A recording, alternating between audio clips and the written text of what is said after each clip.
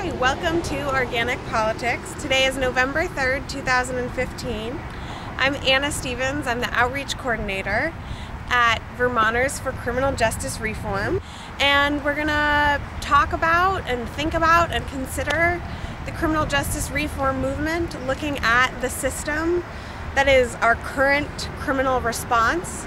Talk a little bit about how it may be both ineffective and non-rehabilitative, and kind of talk about some of the ideas about changing that, really highlight some of the issues, because as a worker of Vermonters for Criminal Justice Reform, I think that one of the hugest pieces is that we need to educate Vermonters that this is in fact a broken system. I think that it's very, very easy for folks to say, lock them away. We're here at the Chittenden Regional Correctional Facility. This is the only women's correctional facility in the state of Vermont. I'm just going to tell you first a little bit about our incarcerated population.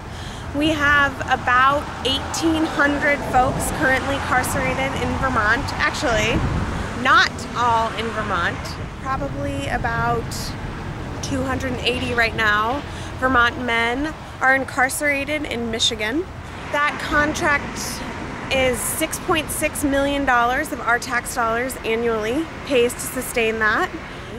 Currently, we just switched probably only 2 months ago, and the GEO Group, which is the world's largest for-profit company, which had a revenue of $1.69 billion in 2014, and ultimately, we do not believe in the for-profit prison industry whatsoever, and we're working on changing that. There are some landmark bills introduced by Bernie Sanders to close for-profit prisons, but that's one element of what we're advocating for. I was involved, and still am, with the mentoring program, which is a program, it's a collaboration with Mercy Connections and Vermont Works for Women, that matches women who are transitioning out of this correctional facility with women in the community to kind of build a supportive relationship. It's a huge change. This is a very, very regimented life inside of the facility, and there's a lot that's new and different in that transition, and simultaneously there's a lot of rules and policies and schedules and so much that makes it a very, very, very challenging transition. Many of the supports that are needed are not there, and so a part of the idea of the mentoring program is that you have the opportunity to connect with a woman who's transitioning out of the facility, and I was a mentor, I still am. And that was when I really first started to learn about our criminal justice response and what it looks like and how expansive it is and how damaging it is to folks. There's something through the Peace and Justice Center, through Peace and Justice Centers all over Vermont, there's something called COSAs, and those are Community of Support and Accountability. And that is something that someone who's in the facility can ask their caseworker to be set up with. And that means that when you get out, you would have a community of 3 to 5 members in the community that you meet with regularly individually, but then also as a group. It has proven, Kathy Fox, who is on the board of Vermonters for Criminal Justice Reform and a researcher and professor at UVM, has actually researched COSA a lot, and I believe the statistic, I may be wrong about this, was that having a COSA support network reduced recidivism rates by, I believe it was 70%. This country mass incarcerates. There was a notion of the war on drugs that started in the 70s, which ultimately led to mass incarceration, very disproportionately of Black African American community. And incarceration was treated as a solution when in fact I do not believe it is a solution. I think that using incarceration, there may be a time and a place that is evidence-based, that would be productive in a time and a place, but that would be an absolute last resort to some of the other supports that we can offer folks. Because one thing that I will say is harmed people harm people. These, that it's so much of the violence or the non-violence, because it's not all violent acts, is rooted in a traumatic past, a challenging life, that instead of responding to that by locking the door and having a really harsh punishment, there are alternatives that could be room for growth and healing, and establishing an individual who can and will contribute and will have the opportunity really to contribute to our community. Mm-hmm. Why should a law-abiding citizen care about someone who's gotten locked up? What are the reasons why somebody who's managed to live an upright life want to see the criminal justice reform happen? Well, I personally believe that a community is only as strong as its person in the most need. So that is what I understand as community, which is that I do not want to live in a world that's one for one and one for all. I want that it's like, what it's about is looking around. These are huge national patterns that we're seeing. I think a lot of this country chooses to not educate themselves about our criminal justice response, and feel exactly that, which is, I didn't break the law. But I think that is ignoring the huge problem, which is an often arbitrary, often racist, often dehumanizing response that we are paying for. And I don't believe that makes for strong communities, and I also think that it's pretty unethical. Mm-hmm. Think about Anna, do you think that the lawmakers and government itself, which the populist view is pretty much that there's a lot of corruption in there. It's obvious, as you can see with the economics and how people in government seem to be doing the best, and those who are scraping it together are not. Is there a double standard where people in government are getting away with murder, sometimes actually, and the rest of the working people are being punished overly so? I think that that's not exactly the language that I would jump to when I think about this issue. What comes to mind for me is that a lot of, in Vermont, 95 to 97% of our incarcerated Vermonters are living a poor life. And so for me, what that would come down to is really about class. Only 80 or 85% of those who are incarcerated have a public defender, 10% have no defense whatsoever, and 5% of the Vermont incarcerated population has actually hired a lawyer.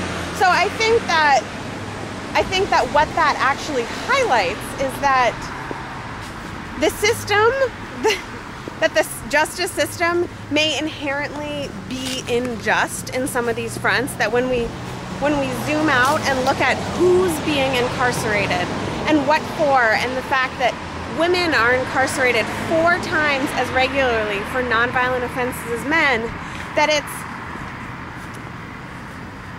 I don't think that I do think that there's some real. I do think there's a lot of corruption.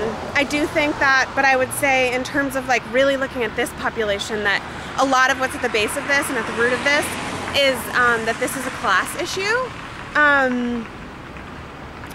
And why shouldn't people be afraid of the movement to let dangerous people out of prison and not, and bring them back into society? Why shouldn't people be afraid of that?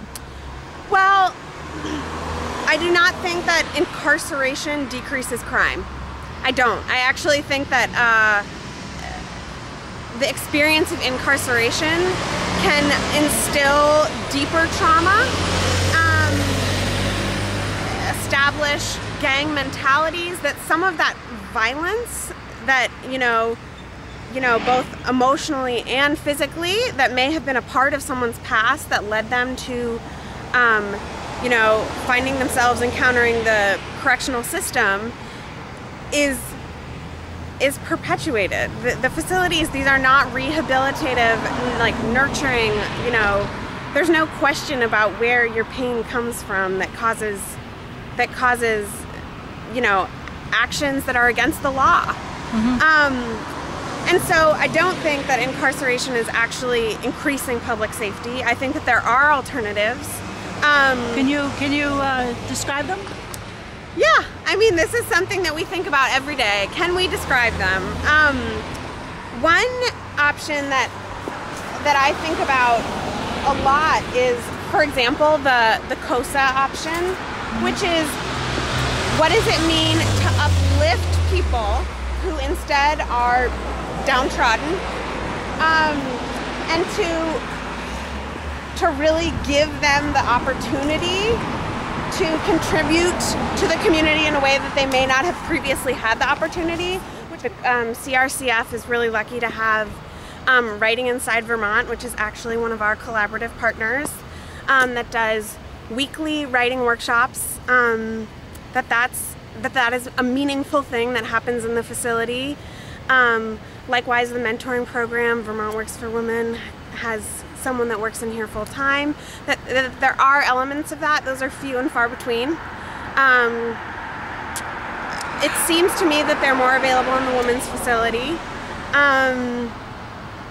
and so that there are alternatives, and there have to be alternatives.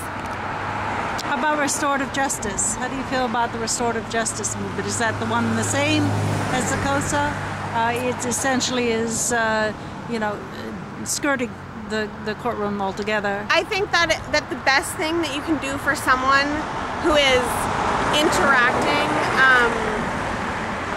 or could end up interacting with the correctional, our criminal justice response or corrections or any of those things, is to keep them out of it.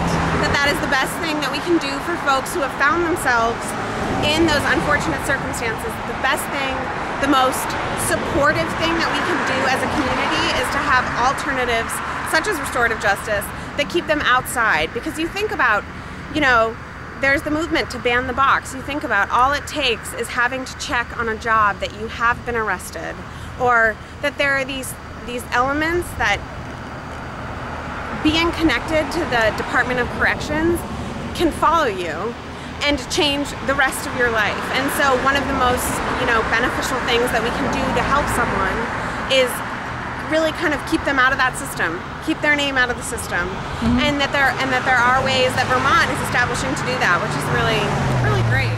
And across the country, we've been seeing a lot of public outcry about the violence of police against civilians, and what looks like a double standard, where the police have a life that seems to be more important to government and law enforcement than a civilian's life. What's happening around that here in Vermont?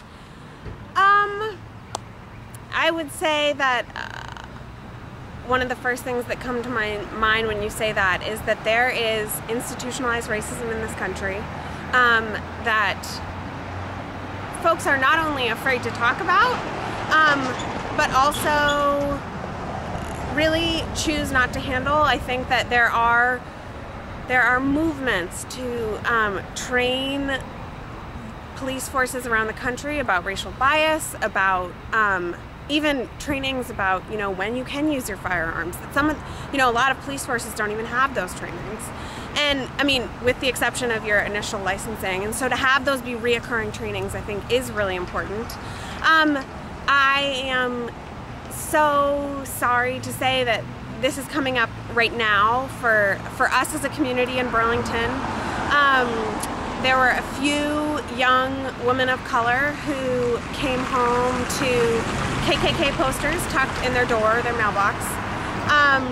And there has been discussion with the police force about how that was handled, how it was handled differently when different people called, which would be, and so it wasn't taken seriously? As seriously? Was that the claim?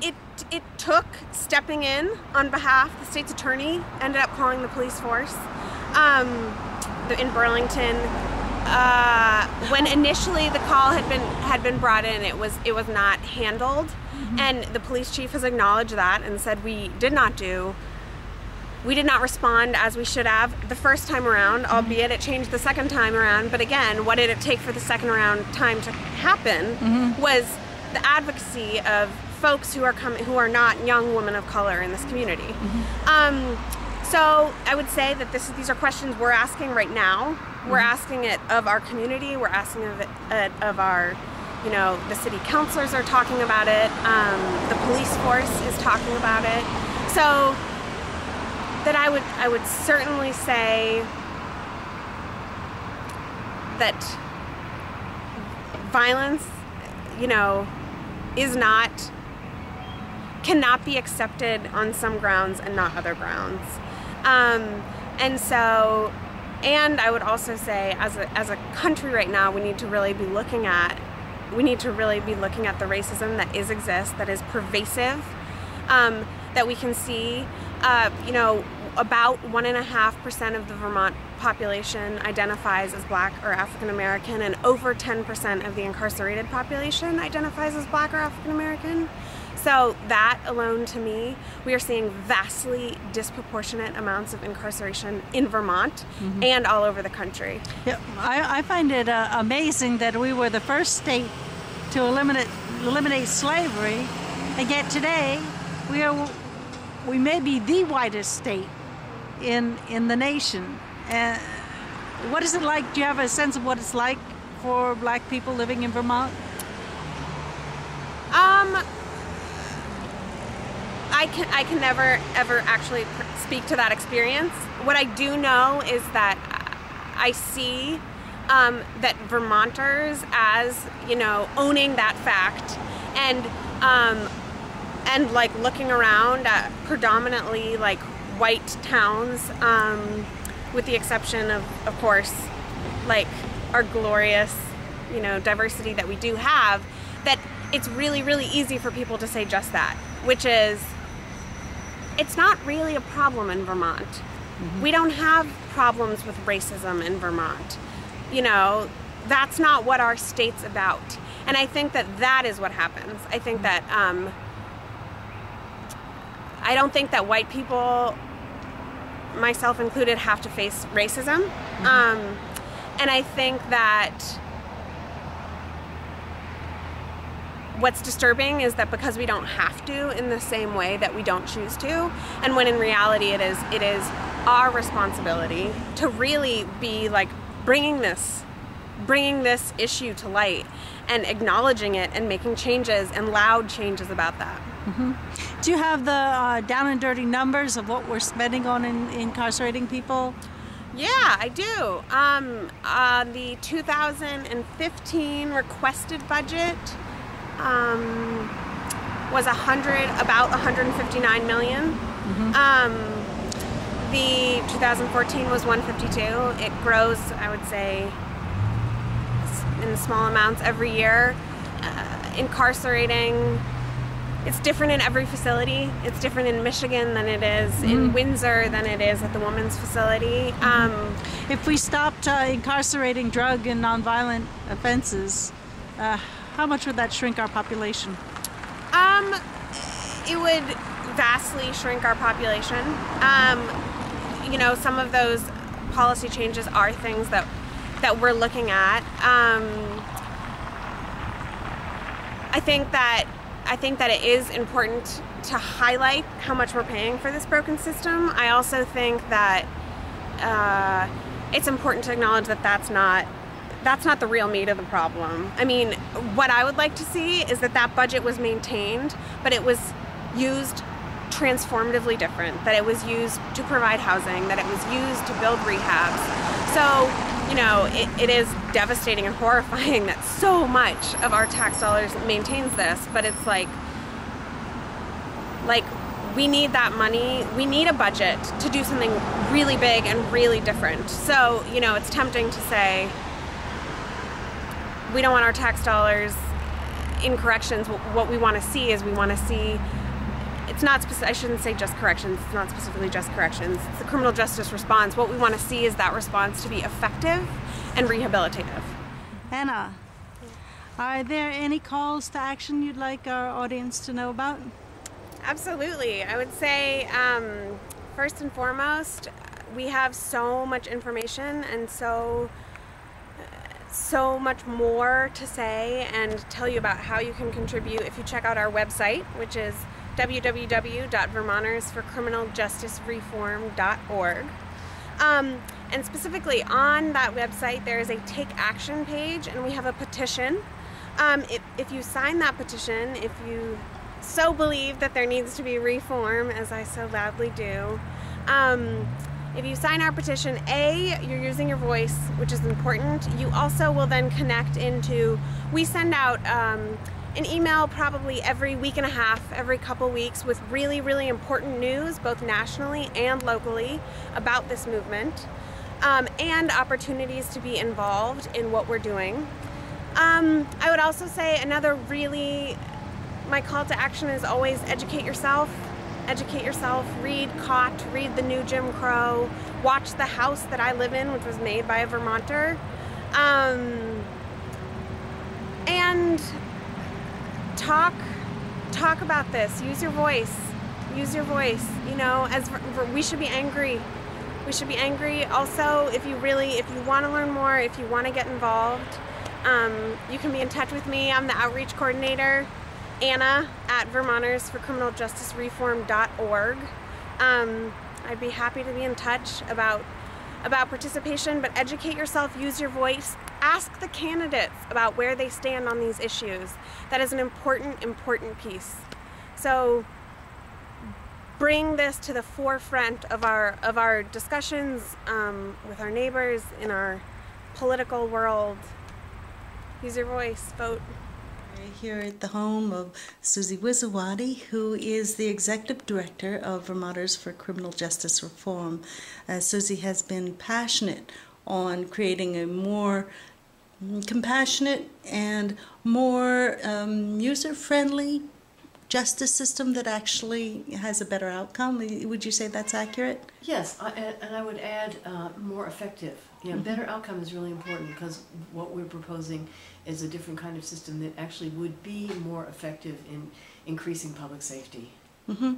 What would you like Vermonters to know about what's going on right now? This is what happens when you have an interview in your home. I'd like Vermonters to know that 95% of the people in the criminal justice system are poor.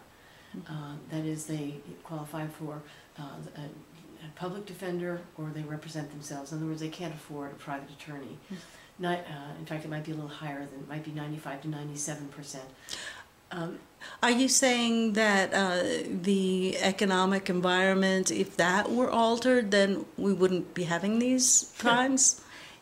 Yes, I think that is part of it. If we were able to invest more in prevention, in job training, in more educational services, especially addressing people who have major issues, if we had better mental health treatment in the community for people with mental health issues, all of that would keep people out of the criminal justice system who are in there now. So poor people, we have mostly poor people. We have an overrepresentation of people of color in Vermont. We also have an overrepresentation, this does not get talked about as much, but of in the criminal justice system of women, incarcerating women for nonviolent offenses. Women are incarcerated for nonviolent offenses at 4 times the rate of men. That doesn't get talked about very much. And I'd also like people to know that we have 300 men that we ship out of state to a private, for-profit prison company in Michigan. That's gotten a little more attention in the media lately, but I think that's been, excuse me, under the radar for a number of years. We've been doing this for more than 10 years. We recently shipped men from the Kentucky prison owned by CCA, Corrections Corporation of America, to a prison in Baldwin, Michigan, owned by Geo Group. Now that population has declined from 500 a year ago to 300, so that's the good news. We're reducing the number of people incarcerated altogether in Vermont, but we need to do a much better job of reducing sentences and changing the system to bring those folks home, as well as changing the system for a whole bunch of other reasons. So do you think that there's a good reason to lock up some of these men? Do we need to lock them up? Are we safer because they're locked up? And if not, what should we do? No doubt there are some people who need to be removed from the rest of us for reasons of public safety. I would argue that is a very tiny sliver.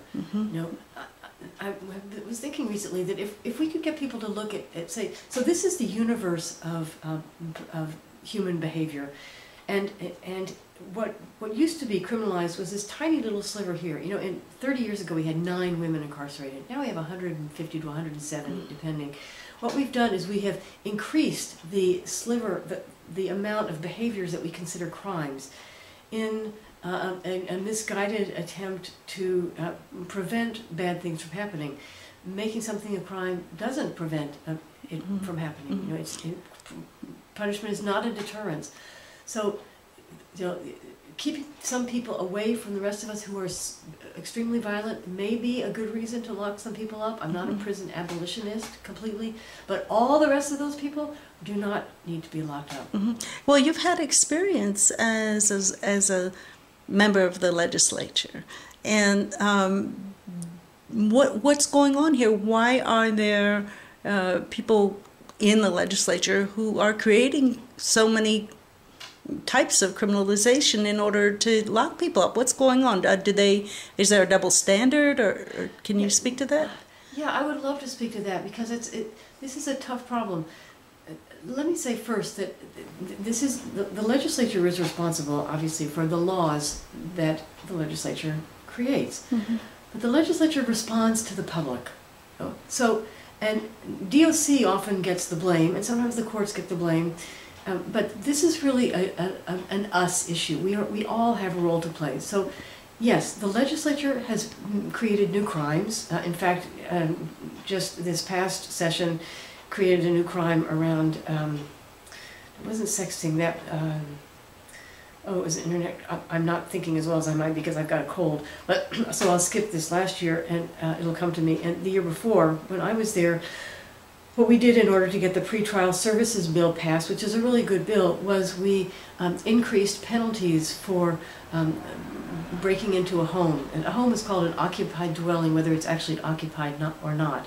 So we increased the penalties from, I think, 25 to 30 years. I could be wrong.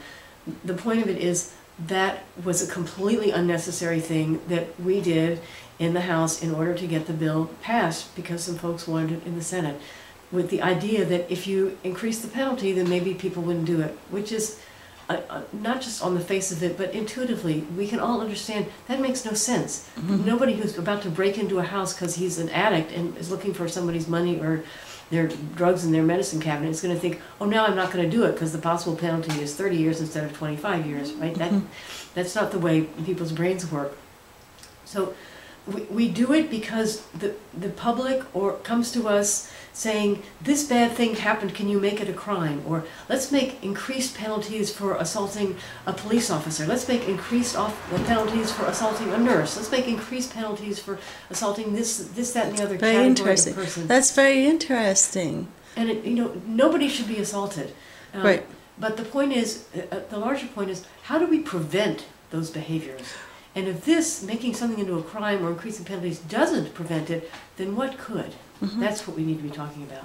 Do you ever look at the public's buying habits, their consumer habits? Say more about what you mean. Well, if the public is really addicted to being consumers, buying it at Kmart, at McDonald's, at and does not buy locally, then their dollars are going to a corporate structure that is investing in petroleum, is investing. Do you go there with your thinking about what the public can do to reinvest in itself, so to reduce the economic hardship that? So that's a really interesting question, Emily, and I would say no. And in fact, let me delineate where our sphere of concern is, because the larger issues that may lead people into the criminal justice system that have to do with poverty or addiction or the high cost of housing, we're not, or racism in general, we are not addressing any of those. Those are really large, important issues. We're addressing the piece of the overlap between those issues and the criminal justice system, to get people to be aware of the role of the criminal justice system.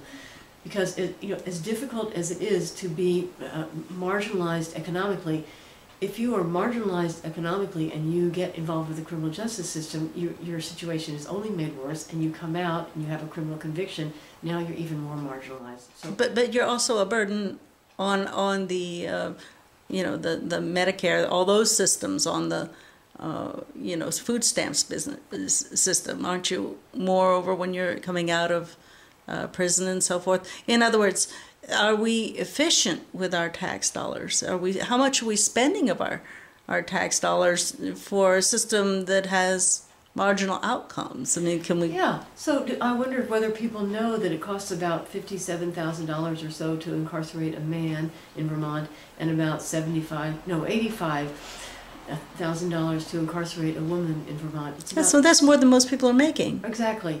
And if you think about, so we have somebody who may not have great skills, what that person could do, given some job training and housing paid for, that would cost way less than the $57,000. That covers college education, it covers housing. There are a lot of good things we could be doing with our tax dollars that would have much better outcomes than locking somebody up. Do you think that people would respond to that message, or is it in general? I mean, I imagine if you wanted to put a community of people in any neighborhood, pretty much, except for way out in the boonies, even then, there's going to be a neighborhood outcry. Oh, don't bring those criminals here. I mean, that's been not in my backyard type of attitude everywhere. Can we come at it from an economic place? How are we going to get there? Well, when you say bring those people back, I'm not sure what you mean. Everybody who's in jail is coming out at some point. 98% are coming out at some point, and will be reintegrated into communities, often the communities that they came from. Right. Well, what I mean, you mentioned how many nonviolent women are incarcerated. 70% of the incarcerated women's population is there for nonviolent. And each one of those, you were spending $75,000 per person, and when it might be more economically feasible and efficient to have, let's say, a halfway house or something. Yeah. And then when you go to buy that old Victorian on the corner, the neighbors go, they go berserk. Yes. So. Yeah. I want to acknowledge that is an issue. I know that the Department of Corrections worked with the city of Rutland for a couple of years to get some additional transitional housing in Rutland. I don't know what the status of it is. They may have been ultimately successful. I think there is a lot of irrational fear about people who have committed a crime, and not a lot of understanding of what leads people to commit crimes. And I'm not, let me make clear, I'm not justifying criminal behavior for a minute. at the same time, I think that, even when we talk about violent offenders, most people who have committed a violent offense will not commit another violent offense. In fact, the rate, and this is worth just talking about briefly, because we do tend to throw violent offenders under the bus somewhat when we talk about criminal justice reform, that people who have killed someone that's the crime with the lowest rate of recidivism of all crimes in all categories. Those people are extremely, extremely unlikely to kill anybody else, and yet they have the longest sentences. That's counterproductive. Well, I mean, are they less likely because they're incarcerated, and they're too old by the time they get out, or what is, Right. Well, that's a legitimate question. I mean, but there are people who have long drug sentences also who come out. Right. I don't want to throw any category under the bus and say, well, look at those people, they're worse.